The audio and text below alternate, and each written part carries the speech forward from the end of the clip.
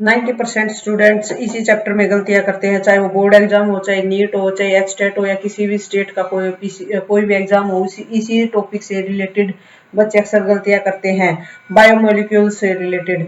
आज हम आपके लिए ऐसी वीडियो लेकर आए हैं जिसमें आपको रटने की नहीं बल्कि समझने से ही आपके सारे कंसेप्ट क्लियर हो जाएंगे। तो लास्ट तक बने रहिए, वीडियो को स्किप ना करें, लाइक करें, शेयर करें और सब्सक्राइब करें। चलिए सबसे पहले हम बात करते हैं बायोमोलिक्यूल्स के बारे में। बायोमोलिक्यूल्स सबसे पहले हम समझेंगे कि बायोमोलिक्यूल्स होते क्या हैं। बायो मीन्स लिविंग, सिंपल सी बात है। मॉलिक्यूल्स मीन्स जिसमें दो या दो से ज्यादा एटम्स हो, लेकिन वो सेम भी हो सकते हैं और डिफरेंट भी हो सकते हैं, तो वो क्या बनाएंगे, मॉलिक्यूल्स। इसके अंदर जैसे आप एक एग्जांपल समझ सकते हैं, वाटर है जिसमें एक हाइड्रोजन है और ऑक्सीजन है, ये दोनों मिलकर क्या बनाते हैं, वाटर। तो हम इसको क्या बोलेंगे, मॉलिक्यूल।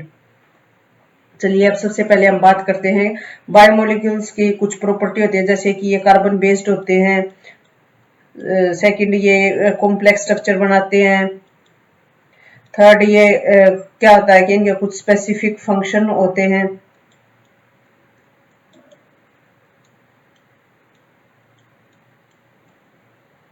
स्पेसिफिक फंक्शन में हम बात करेंगे, जैसे कि आप जो एनर्जी है वो हमें कहां से मिलती है, कार्बोहाइड्रेट से। जो हेरिडिटी में किसका रोल है, डीएनए का रोल है, तो ये क्या होंगे, स्पेसिफिक होंगे अपने फंक्शन में। इसके और भी ऐसे बहुत सारे फंक्शंस हैं। चलिए अब स्टार्ट करते हैं आज का टॉपिक।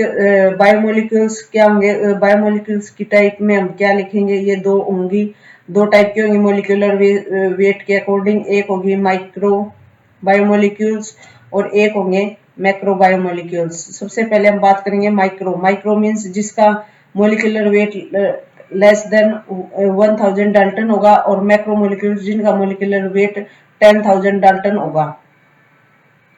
माइक्रो का मतलब ही क्या होता है, स्मॉल। Macro means large. तो आप ऐसे छोटी छोटी इन टर्म्स को तोड़ के ब्रेक करेंगे तो आपको सारी चीजें माइंड में बिल्कुल क्लियर होंगी। ऐसा नहीं लगेगा कि आपको कुछ रटने की जरूरत या कुछ एक्स्ट्रा पढ़ने की जरूरत पड़ रही है, आप ये लॉन्ग टर्म तक इसको याद कर सकते हैं। माइक्रोमोलिक्यूल्स की अगर स्पेसिफिक रेंज की बात की जाए तो वो होती है 180 डाल्टन से 800 डाल्टन तक। अब मैक्रोमोलिक्यूल्स में क्या होंगे, मोनोमर यूनिट्स आती है, मोनोमर यूनिट, जैसे कि आपने बात की अमाइनो एसिड्स की, मोनोसेक्राइड्स की, एक्सेट्रा। और मैक्रोमोलिक्यूल्स में आएंगे पॉलीमर। जो पॉलीमर क्या होंगे, जो बहुत सारी ये मोनोमर्स यूनिट एक साथ जुड़ेंगी और क्या बनाएंगी, पॉलीमर। पॉलीमर में एग्जांपल हो गया प्रोटीन, जिसकी मोनोमर यूनिट क्या हो गया, अमाइनो एसिड। मोनोसेक्राइड्स किसकी मोनोमेरिक यूनिट होंगी, कार्बोहाइड्रेट्स की। चलिए अब हम बात करते हैं कि अगर आपसे क्वेश्चन पूछ लिया जाए कि मैक्रो और माइक्रो मॉलिक्यूल्स को आप कैसे सेपरेट आउट करेंगे लिविंग सेल से। इसके लिए हम एक छोटा सा एक्सपेरिमेंट करते हैं। सबसे पहले मान लिया कोई लीफ है या कोई लीवर सेल ले ली, उसको हमने ग्राइंड किया। ग्राइंड करने के बाद ग्राइंड किसमें किया, ट्राइक्लोरो एसिटिक एसिड में, जिसका फॉर्मूला होता है Cl3CCOOH। ग्राइंड करने के बाद एक स्लरी सब्सटेंस बनेगा। स्लरी सब्सटेंस को हम फिल्टर से क्या करेंगे, फिल्टर आउट करेंगे। अब आप इसको एक छोटी सी चीज से भी कोरिलेट कर सकते हैं, जिसको आपको ये चीजें याद रखने में बहुत ज्यादा आसानी होगी। जैसे कि हम मान लिया घर पे हमारे पास चटनी बनाने के लिए हर एक इंग्रेडिएंट प्रेजेंट है, तो हम उसको क्या करेंगे, ग्राइंडर में ग्राइंड करेंगे। उसके बाद एक स्लरी सब्सटेंस मिलेगा। वो स्लरी सब्सटेंस को हम किसी छलनी से जो फिल्टर की तरह काम करेगी उससे फिल्टर आउट करेंगे। उसमें जो लार्ज साइज के होंगे वो छलनी पे रह जाएंगे, और जो चीजें स्मॉल साइज की होंगी वो उससे क्या हो जाएंगी, पास आउट हो जाएंगी। तो चलिए अब हम इसका एक छोटा सा डायग्राम बना लेते हैं। जैसे कि ये मान लिया एक वो है बीकर, इसमें ये एक फिल्टर रखा है, ये ऊपर है और कुछ सामान ये कुछ चीजें ये नीचे हैं। अब ये ऊपर जो रह गया उसको रिटेनेंट बोलते हैं, यानी कि जो क्या होंगे, एसिड इनसोल्यूबल पुल। और ये जो नीचे है जो फिल्टर आउट हो गया उसको हम बोलेंगे फिल्ट्रेट। यानी कि एसिड सोल्यूबल पुल। जो एसिड इनसोल्यूबल पुल है उसमें क्या आएंगी, जो पॉलीमर्स होंगे जैसे कि प्रोटीन है, कार्बोहाइड्रेट्स है, कार्ब्स है, न्यूक्लिक एसिड्स है, डीएनए और आरएनए, और लिपिड्स है। लिपिड एक एक्सेप्शन है, इसके बारे में ये एक्सेप्शन क्यों है ये अब हम जानेंगे। अब और जो एसिड इनसोल्युबल पुल है उसमें आएंगे मोनोमर यूनिट जैसे अमाइनो एसिड्स, मोनोसेक्राइड्स। चलिए अब हम बात करते हैं इस लिपिड के बारे में। सबसे पहले जो लिपिड्स हैं उनका मोलिकुलर वेट है वो लेस देन 800 डाल्टन है। सेकंड, इसकी नेचर कैसी होगी, हाइड्रोफोबिक। हाइड्रोफोबिक अगर किसी को याद ना हो, हाइड्रोफोबिक और हाइड्रोफिलिक में अगर कंफ्यूजन है तो हाइड्रोफोबिक को याद रखने का सिंपल से सिंपल तरीका ये कि hydro means aqueous solution, phobic means डर, भय, फियर। यानी कि जो चीजें एक्वस सॉल्यूशन यानी कि वाटर में जिनको वाटर से डर लगता है या एक्वस सॉल्यूशन से जिनको डर लगता है वो होते हैं हाइड्रोफोबिक।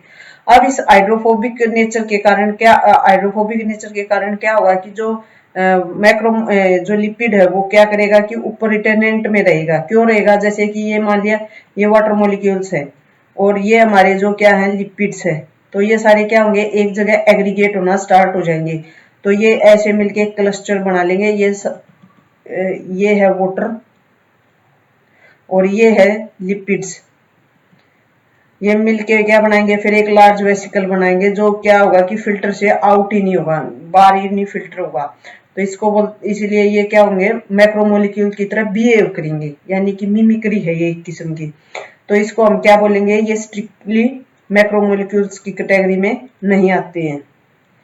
इसका सिंपल सा लॉजिक ये है कि आप जैसे आपने पानी घर में है एक पानी का गिलास लिया, उसमें ऑयल डाला, तो क्या होगा कि ऑयल वाटर के ऊपर रहेगा। वो सब क्या होंगे उनका, आप एक ड्रॉप डालोगे उसका साइज छोटा होगा, लेकिन वो बहुत सारी ड्रॉप्स मिलके क्या करेंगी एक लार्ज साइज का ड्रॉपलेट बना लेंगी। तो अगर हम उसको फिल्टर करेंगे तो वो इतना इजिली फिल्टर आउट नहीं होगा। आप इससे इसको रिलेट कर सकते हैं, इससे ये तो है ही नहीं, इसलिए हम इसको मैक्रोमोलिक्यूल बोलते हैं। नहीं तो वेट के अकॉर्डिंग ये क्या है, माइक्रोमोलिक्यूल है। लेकिन जो वेसिकल है उसके कारण ये कैसा बिहेव करता है, मैक्रोमोलिक्यूल की तरह बिहेव करता है। तो इसलिए हम लिपिड्स को स्ट्रिक्टली मैक्रोमोलिक्यूल्स नहीं बोलते हैं। चलिए एक क्विक सा रिवीजन कर लेते हैं। आज हम सबसे पहले हमने बात की बायोमोलिक्यूल्स। बायोमोलिक्यूल्स यानी कि वो ऑर्गेनिक कंपाउंड जो इसमें प्रेजेंट होंगे, लिविंग ऑर्गेनिजम्स में प्रेजेंट होंगे, जो क्या होंगे कार्बन बेस्ड होंगे। ऐसा नहीं कि कार्बन होगा, उनमें नाइट्रोजन भी होगी, ऑक्सीजन भी होगी, सल्फर भी होगा, ठीक है। और उनके एग्जाम्पल क्या होंगे, carbohydrate, protein, lipids, nucleic acids. और जो इतने भी बायोमोलिक्यूल्स होते हैं उनका सबका अपना अपना अलग अलग फंक्शन होता है।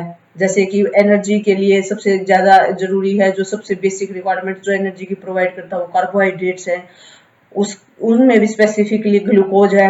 अब बात करते हैं जैसे एरिडिटी में किसका रोल है, डीएनए का रोल है। अब इनको सेपरेट आउट करने की बात हुई है तो कोई भी लिविंग सेल लो, उसको ग्राइंड करो ट्राइक्लोरो एसिटिक एसिड में, और उसका जो सेलरी सब्सटेंस होगा उसको फिल्टर से पास आउट करके देखो, जो ऊपर रह जाएगा रिटेनेंट वो एसिड इनसोल्युबल पूल है, यानी कि वो मैक्रोमोलिक्यूल्स है। जो नीचे रह जाए, जो फिल्टर आउट हो जाएंगे जल्दी जल्दी, वो क्या होंगे, माइक्रोमोलिक्यूल्स होंगे।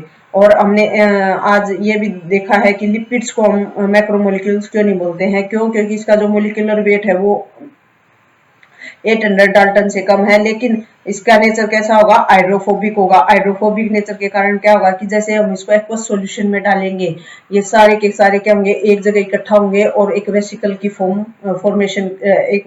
फॉर्मेशन करेंगे, जिसको फिल्टर से पास आउट नहीं होगा, तो ये किसकी तरह बिहेव करने लगे, मैक्रोमोलिक्यूल्स की तरह। तो इसलिए इनको स्ट्रिक्टली मैक्रोमोलिक्यूल्स नहीं बोलते हैं।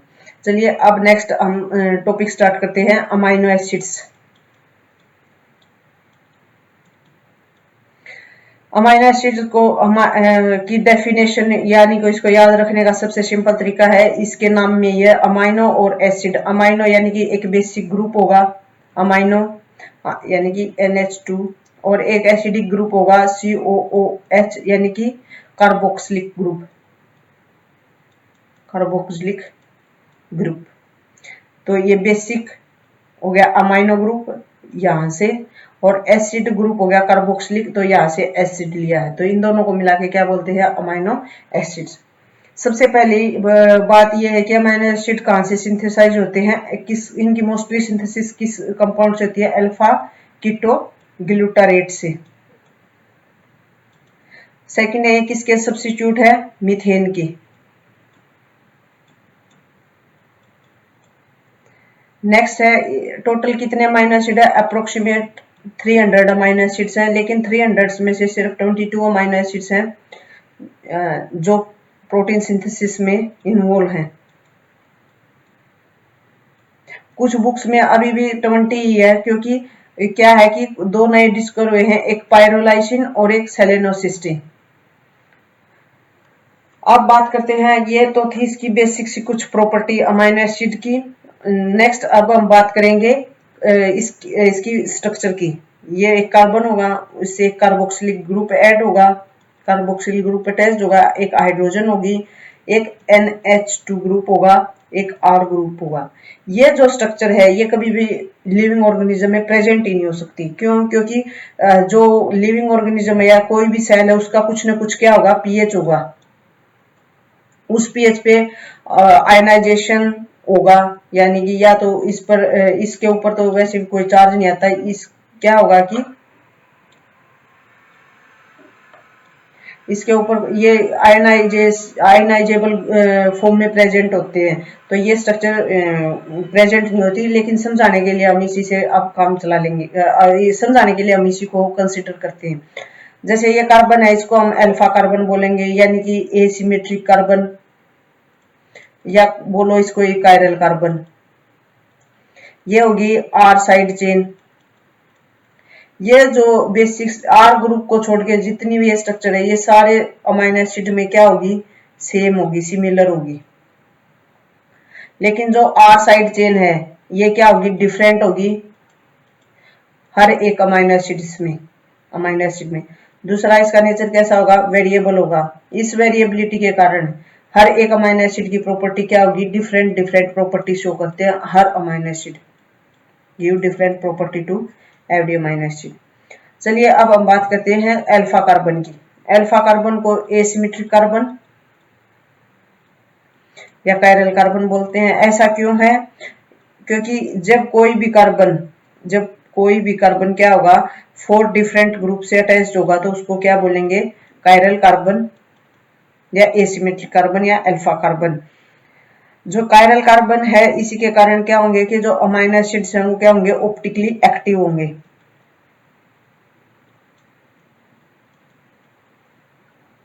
सिर्फ इसका एक एक्सेप्शन है, optically inactive amino acid. Optically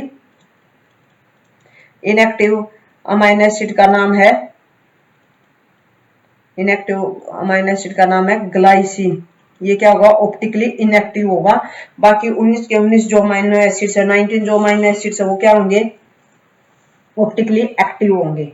चलिए अब हम बात करते हैं ऑप्टिकल एक्टिविटी। ऑप्टिकल एक्टिविटी में क्या होगा कि जैसे कोई भी सोर्स है, मान लो ये लाइट का सोर्स है, ये पोलराइजर से लाइट पास की, तो पोलराइजर ने ये कोई सॉल्यूशन उससे पास की। पोलराइजर ने क्या किया कि जो अलग अलग प्लेन में जो लाइट डिस्ट्रैक्ट हो रही थी उसको पोलराइजर ने इकट्ठा किया और एक ही प्लेन में उसको सॉल्यूशन से पास कराया। तो क्या होगा कि जो लाइट है या तो क्लॉकवाइज डायरेक्शन में रोटेट करेगी या फिर वो एंटी क्लॉकवाइज डायरेक्शन में रोटेट करेगी। तो इससे हमें पता चलती है कि जो अमाइनो एसिड्स है वो ऑप्टिकली एक्टिव है या नहीं है, इसी से हम पता करते हैं। अब बात करते हैं कि जो मोस्टली एक जो बेसिक डिफरेंस है जिसमें बच्चे अक्सर कंफ्यूज हो जाते हैं, वो क्या है कि जो अमाइनो एसिड्स हैं वो एल फॉर्म में प्रीडोमिनेंट है लिविंग ऑर्गेनिज्म में, लेकिन जो शुगर्स है यानी कि जो कार्ब्स है वो क्या होंगी, डी फॉर्म में होंगी। ये एग्जाम के पॉइंट ऑफ व्यू से बहुत इंपॉर्टेंट है, छोटी सी इंफॉर्मेशन लेकिन बहुत इंपॉर्टेंट है। बच्चे अक्सर इसमें गलतियां कर देते हैं, तो आप इसको ध्यान से सुने, ध्यान से देखिए और अपने माइंड में अच्छे से रखें। यानी कि जो सी है, आप इसको एक छोटी सी ये ट्रिक भी अपना सकते हैं। जैसे कार्बोहाइड्रेट सी लेटर से स्टार्ट होता है, डी फॉर्म है वो डी डेक्स्ट्रो रोटेटरी किस लेटर से स्टार्ट होती है? डी, यानी कि सी के नेक्स्ट जो आएगा डी, डी से डेक्स्ट्रो रोटेटरी कौन होंगे? कार्बोहाइड्रेट्स। सिंपल सी ट्रिक है। नेक्स्ट अब हम बात करते हैं जो कार्बोहाइड्रेट्स है वो एल फॉर्म में होंगे। अब ये जो स्ट्रक्चर है अमाइनो एसिड की वो क्या है? ये बेसिक स्ट्रक्चर है इसकी। अब हम इसमें बात करेंगे, अगर ये आर ग्रुप की जगह एच होगा तो क्या होगा? ये ग्लाइसिन। अगर इसकी जगह CH3 ग्रुप होगा तो ये होगा एलेनिन। और अगर इसकी जगह CH2OH ग्रुप होगा तो ये क्या होगा? सीरीन। अब हम बात करते हैं ग्लाइसिन की। जो ग्लाइसिन क्या होगा? सिंपलेस्ट होगा। क्यों? क्योंकि इसकी जो साइड चेन है वो सबसे सिंपल है, सिर्फ एक हाइड्रोजन ही है। सेकेंड इसका पॉइंट है, ये क्या होगा? ऑप्टिकली इनएक्टिव होगा। तो ये दो बेसिक सी चीजें, इसकी बातें आप याद रखें। इसी से अक्सर क्वेश्चन पूछ लिया जाता है कि सिंपलेस्ट अमाइनो एसिड कौन सा है और ऑप्टिकली इनएक्टिव ये क्या है? एक्सेप्शन है। तो आप ये पॉइंट जरूर से जरूर याद करें, क्योंकि क्वेश्चन हमेशा एक्सेप्शन से ही पूछे जाते हैं। जो बेसिक नॉलेज होगी वो सबको याद होगी, लेकिन जो एक्सेप्शन है उस पर हमें ज्यादा फोकस करने की जरूरत है। चलिए अब हम बात करते हैं ऑप्टिकली एक्टिविटी होगी। अब बात हम करते हैं जो सबसे पहले जो अमाइनो एसिड डिस्कवर हुआ था वो है एस्पारेजिन। लास्ट में जो डिस्कवर हुआ था वो है थ्रियोनिन। सबसे सिंपल है ग्लाइसिन। कॉम्प्लेक्स है ट्रिप्टोफैन। अब हम बात करते हैं नंबर ऑफ आइसोमर्स के। एक छोटा सा टॉपिक है जो इम्पोर्टेंट है, कई बार एक नंबर के क्वेश्चन में या कई बार बहुत ही छोटी सी ट्रिक से हमें अक्सर ऐसे क्वेश्चन को स्किप कर देते हैं एग्जाम में, लेकिन ये क्वेश्चन में स्किप नहीं करने, क्योंकि ये सबसे सिंपल होते हैं, इजी होते हैं और डायरेक्ट हमें इनसे मार्क्स मिलते हैं। अब हमें मान लिया नंबर ऑफ आइसोमर्स पूछे अमाइनो एसिड के, तो उसके लिए सिंपल फॉर्मूला 2 की पावर n। n यहाँ क्या होगा? नंबर ऑफ n से मतलब है नंबर ऑफ अल्फा कार्बन बोलो या कायरल कार्बन।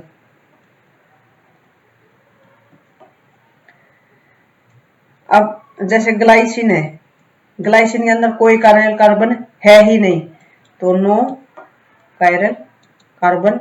तो इसकी क्या होगी? 2 की पावर 0, तो इसके कितने आइसोमर हो गए? 0। अब है आइसोल्यूसिन, जिसके अंदर 2 कायरल कार्बन होंगे, 2 अल्फा कार्बन होंगे, तो 2 की पावर कितने होगी? 2, यानी कि 4। इसके कितने आइसोमर होंगे? 4। नेक्स्ट है जो बाकी जो रेस्ट, उनके कितने कायरल कार्बन होंगे? उनमें एक कायरल कार्बन होगा, तो उनके कितने आइसोमर्स होंगे? 2 ही होंगे। तो चलिए आज जो हमने अमीनो एसिड्स के बारे में पढ़ा उसका एक क्विक सा और सिंपल सा रिवीजन कर लेते हैं। अमीनो एसिड्स के बारे में हमने जाना कि जो अमीनो एसिड्स को सबसे पहले हमने देखा कि अमीनो एसिड्स को अमीनो एसिड्स क्यों बोलते हैं, क्योंकि इसके अंदर एक बेसिक ग्रुप होता है NH2 ग्रुप और एक कार्बोक्सिलिक ग्रुप यानी कि एसिडिक ग्रुप होता है। इन दोनों को मिलाकर हम क्या बोलते हैं? अमीनो एसिड्स बोलते हैं। उसके बाद हमने बात की ये इनकी सिंथेसिस मोस्टली अल्फा कीटोग्लूटारेट से होती है, कीटोग्लूटारेट से। ये मीथेन के सब्स्टिट्यूट्स है। जो लिविंग ऑर्गेनिज्म जो उनके अंदर जो प्रोटीन के अंदर जो अमीनो एसिड्स इन्वॉल्व होंगे वो सिर्फ 20 अमीनो एसिड्स है।